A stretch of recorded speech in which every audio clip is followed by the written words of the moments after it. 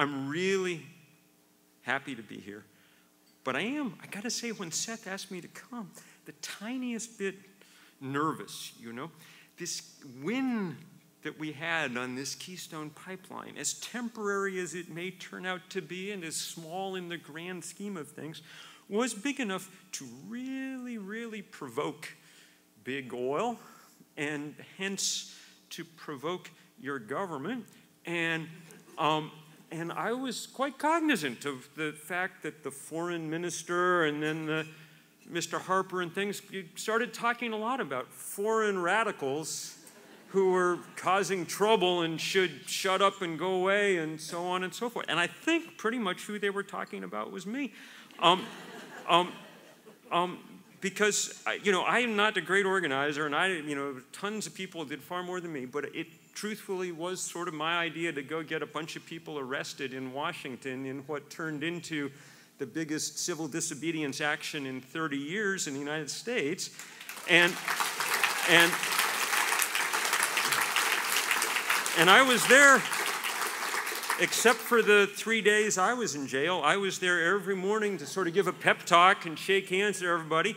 And I tell you, I breathed the biggest sigh of relief of my life the Saturday afternoon, when the 1,253rd person got out of custody, and it all happened without any trouble. But to that extent, it was my fault. So I want to talk to you for a minute about what kind of foreign extremist, what kind of foreign radical you have in your midst. And the odd thing about it is not quite as foreign as you might think.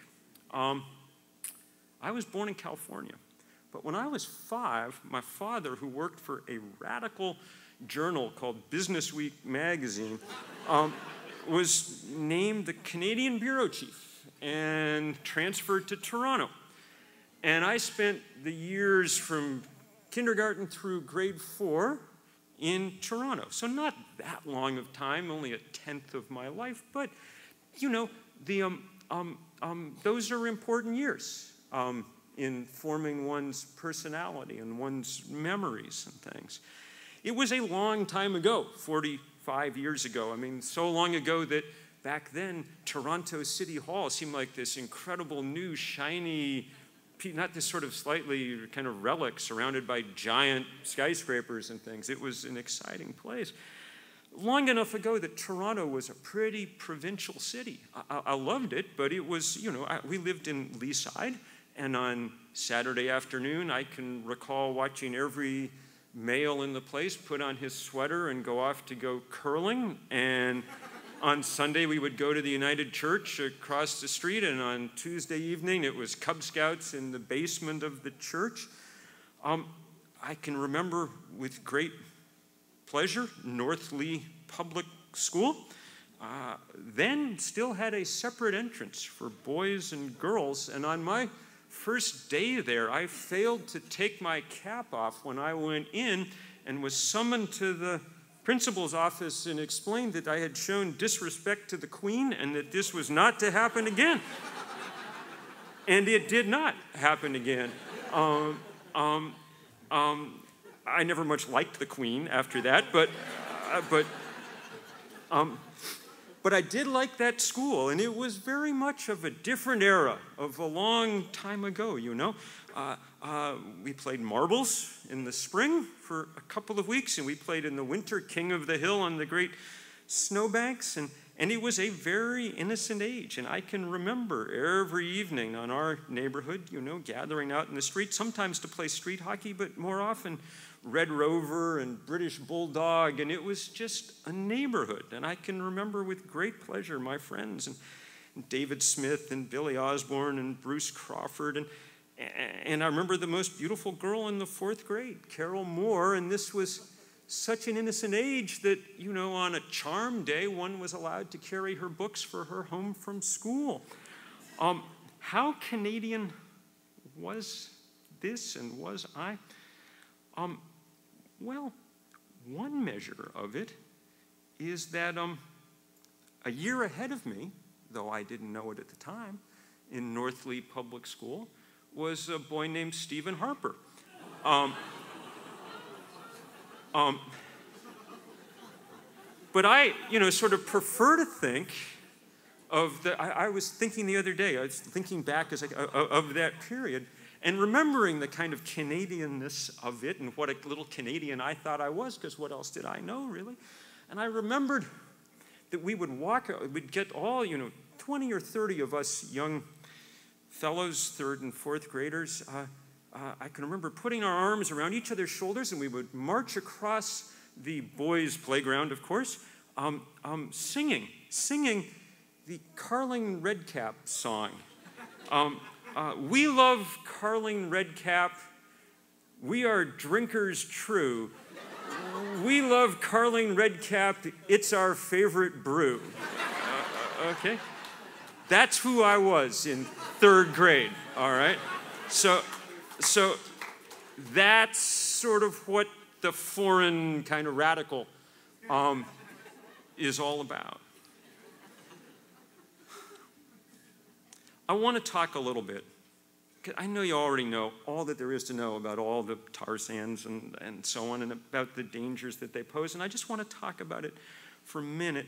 You all will know better. I know from talking with everybody today at these great meetings and in this big rally that everybody here is all on top of most of the important parts of this story, and you understand the danger of spills, and you understand the beauty of this place that you have to protect, and I know that you are more than equal to this challenge and will do it.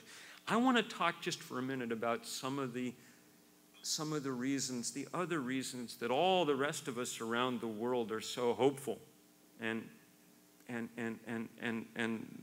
confident that you will do it.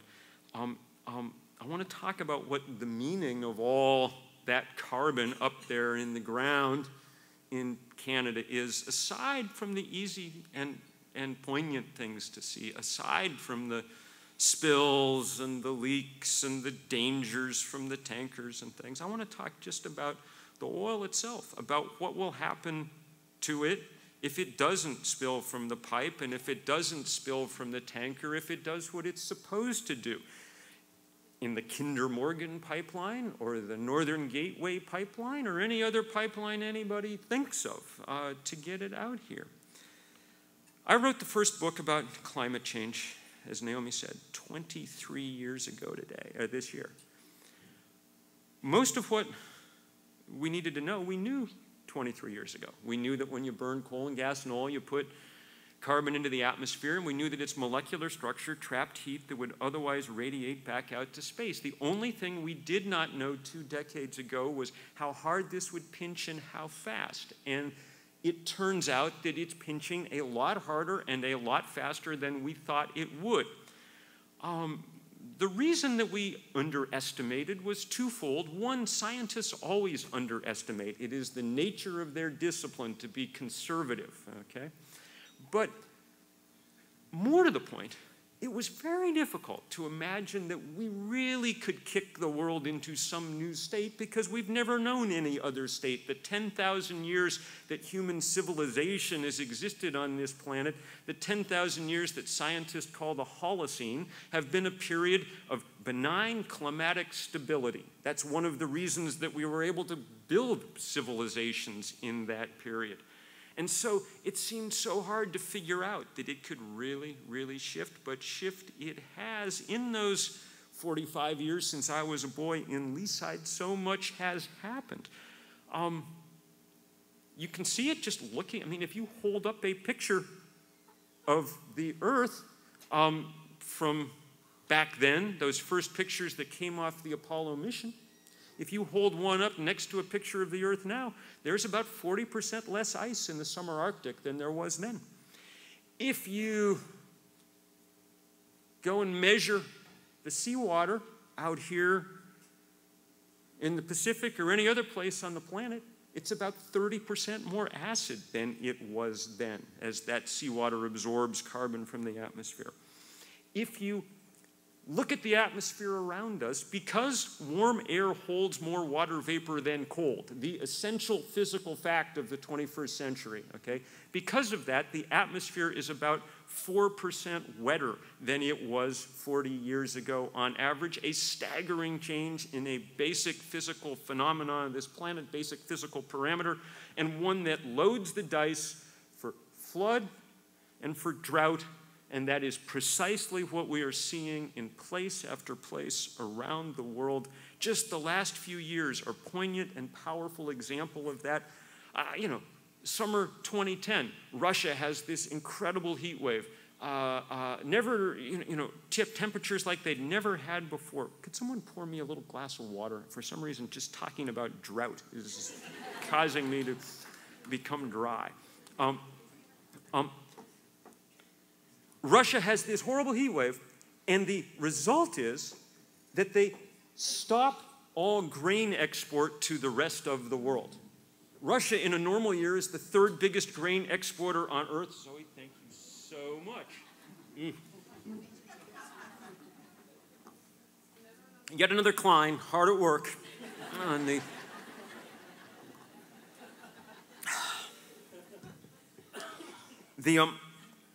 the Russians stopped grain exports. Well, what does that do? It immediately causes the price of corn and wheat to go up about 60%, and they've stayed up there since, and that means that there's a couple of 100 million more people around the world who do not have as much to eat as they need or want because they can't afford it. Because we have had one drought after another and one crop failure after another. You know, the Horn of Africa, the North China Plain, in the U.S. last year, in Texas and Oklahoma, just unbelievable drought and heat. Right now in Mexico, maybe the most sensational drought on earth. They think food production has been cut about 40% in Mexico because it is so hot and so dry. And at the very same moment, once that water is up in the air, it's coming down. Water vapor molecule only lasts about a week usually in the atmosphere, and so we've loaded the dice for flood, and that again we see place after place after place. Pakistan in the summer of 2010, the Indus swells to cover a quarter of the country, 20 million people out of their homes. In this continent, Australia after that, there's horrible floods in Queensland, and then in this continent, the Mississippi and the Missouri out of their banks last spring.